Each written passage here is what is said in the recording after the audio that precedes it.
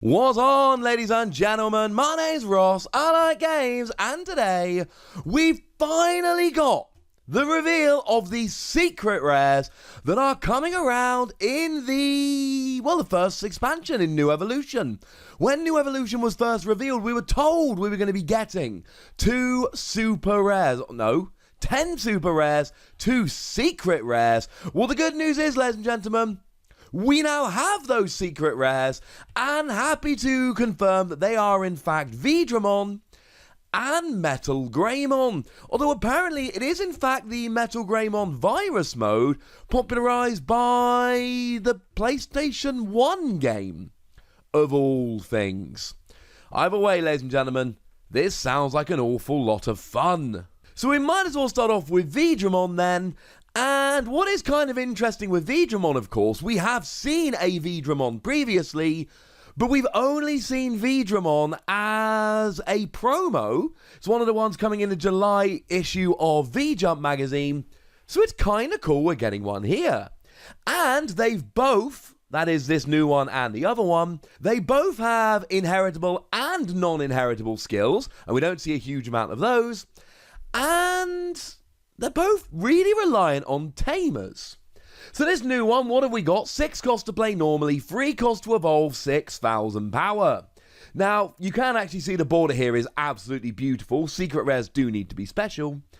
But the stats here, they're not good. Well, they're kind of good. You've got the extra 1,000 power, yay!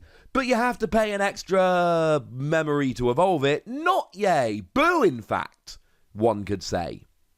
But then again, we actually have really, really strong skills here. When you attack, limited to once during your turn, if you have a tamer in play, you may put this Digimon into active mode. This is ridiculous. Like, utterly ridiculous. This is, in fact, it's largely the same skill that we saw on the MetalGreymon that came around in the starter decks. Big difference being, that was a level 6 Digimon, not a level 4 Digimon. That one costs you 12 to play normally, rather than only having to pay 6 to play it normally. Make no mistake about it, this is a significantly cheaper version of the same card. And I gushed over MetalGreymon at the time, because it's a ridiculous skill. I have said pretty much since we started looking at this game that the ability to make yourself active is redonkadonk. Because if you've got security attack +1 and you make yourself active again, that's not actually security attack +2, that's security attack +3. You are essentially getting 4 security attacks rather than 2 + 1. It's ridiculous. Now, you are only 6,000 power, and that is, shall we say, not ideal, but it's not the end of the world. You can attack a Digimon that has 5,000 or less power and work it that way, and then ready it and use it another way. It's not perfect, you are quite weak. I mean, for a level 4, you're not weak. 6,000 on a level 4 ain't weak, but 6,000 generally is moderately weak, and that is, shall we say, just a little bit sad. Of course, the tamer you probably want is actually the promo Taichi V-Tamer that is coming in the July V-Jump magazine. And as a side note, this is making it, I think, more important that you go and get yourself maybe even a playset of this promo card. Now, that one it's a 2-cost tamer, and if you have a Digimon that contains Veemon in its name, you may put the card to rest mode and either draw one or give one of your Digimon plus 1,000 power. Now, of course, this is not limited to one of these per turn. Now, you've got to rest it. You can only use each Taichi once per turn, but you could, in theory, have 4 Taichi on the field, and then you could be boosting Veemon up to a 10,000 power Digimon. And if you've got a 10,000 power Digimon that is making itself active when it attacks, then you're very, very close there to MetalGreymon. Yes, I know this skill only actually activates if you've got yourself a tamer on the field, but I think the vast majority of the time you are going to have a tamer on the field. If you want to. I'm not saying it's always going to happen naturally, but I'm saying if you build your deck around tamers, you're probably going to have one. Oh yeah, and there's actually an inheritable skill here we haven't even mentioned. During both players' turn, if you have a blue tamer in play, this Digimon gains 1000 power, though do remember it is an inheritable skill, and inheritable skills do not work on the card on which they're printed, they only work on Digimon that have evolved from that card. Which is especially relevant here. You want to be able to get the boost so that you're a more powerful Digimon making itself active when you attack. It is a little bit sad that it's only when you evolve from it. It's not the end of the world, it's fine. This inheritable skill, honestly, is not terribly impressive. I mean, in the starter deck, we've got a level 3 Agumon that just gives any Digimon that's evolved from it 1000 power.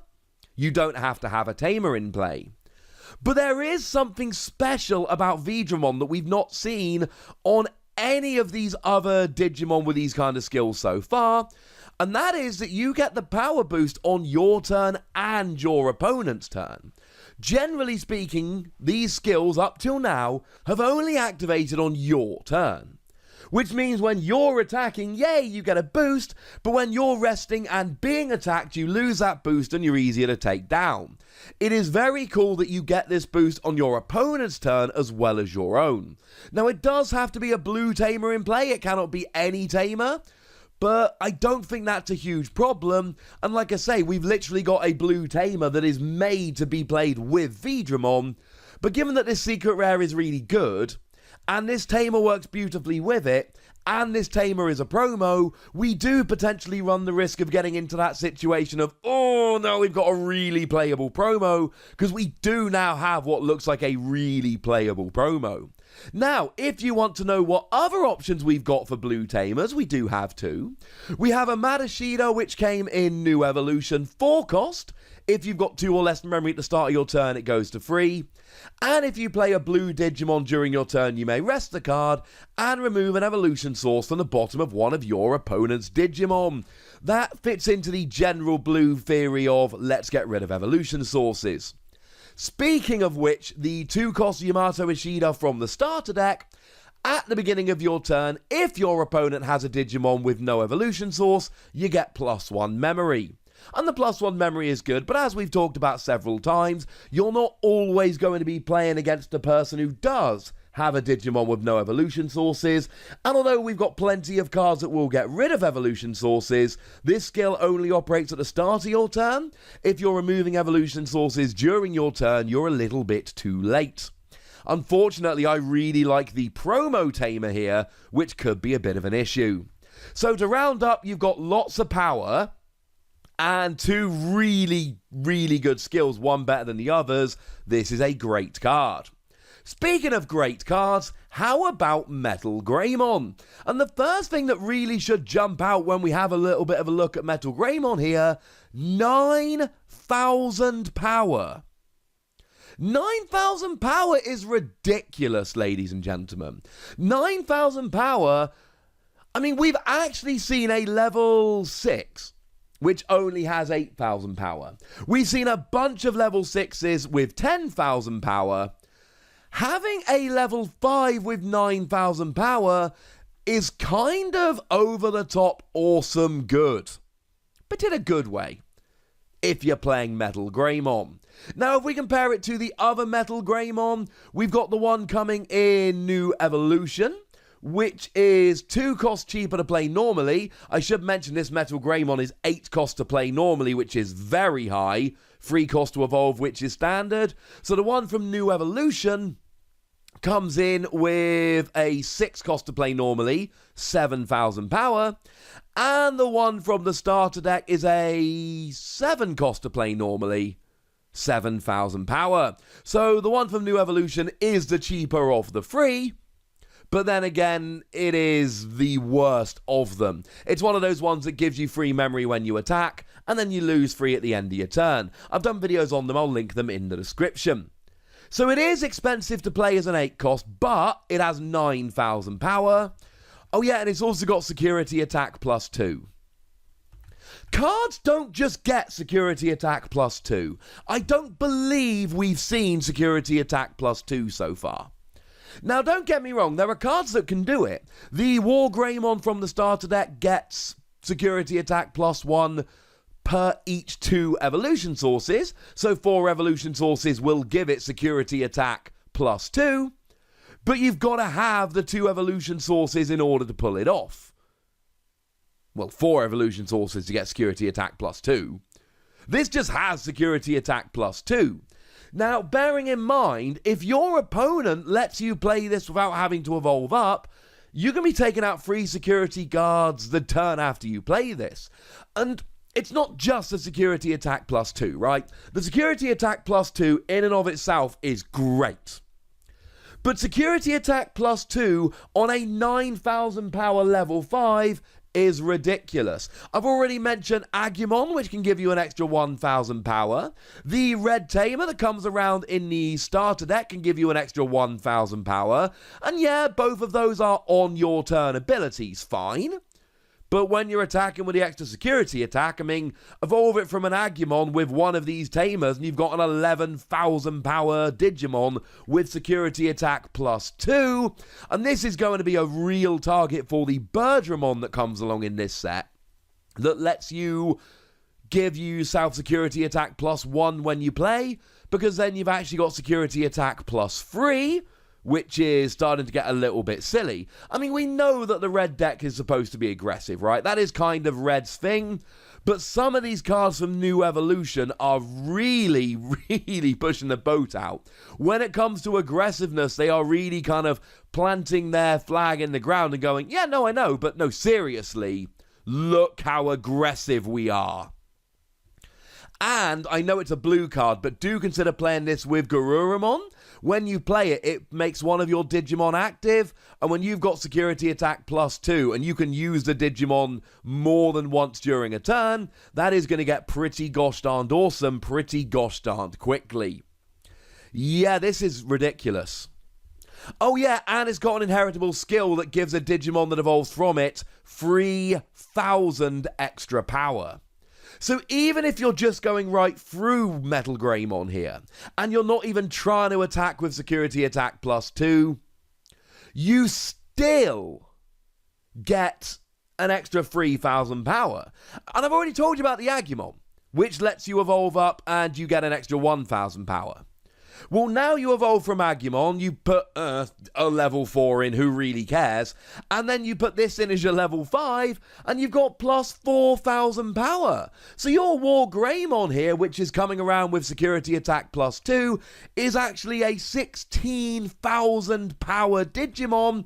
That makes Omnimon look weak. Yeah. This escalates extremely quickly.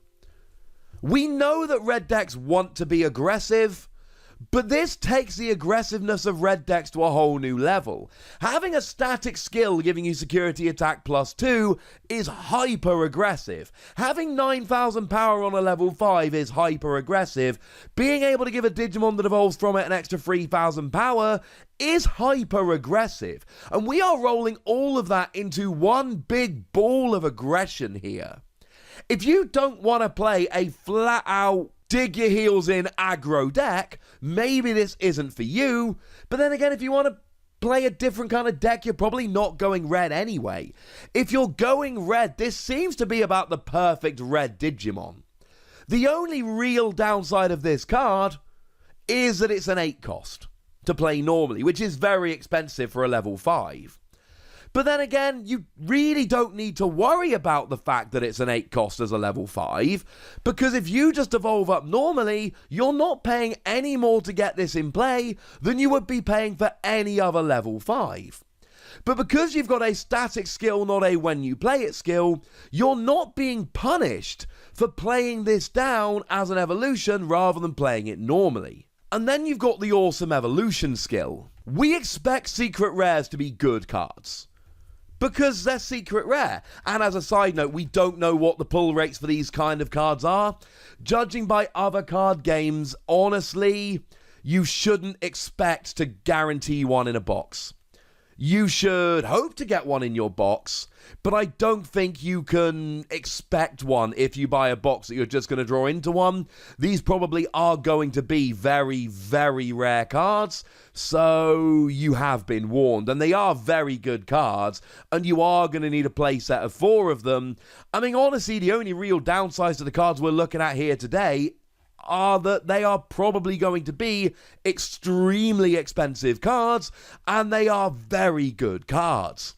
But if we leave aside the economics of it for just a moment, oh my goodness, these cards are awesome.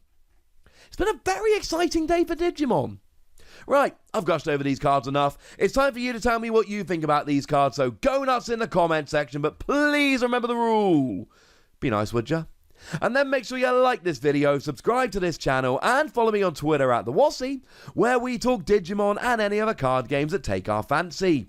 And please do consider checking out patreon.com/PTCGradio, where you can support the channel, get some bonus podcasts, all kinds of fun things. But by far the most important thing, as always, look after yourselves till next time, would ya?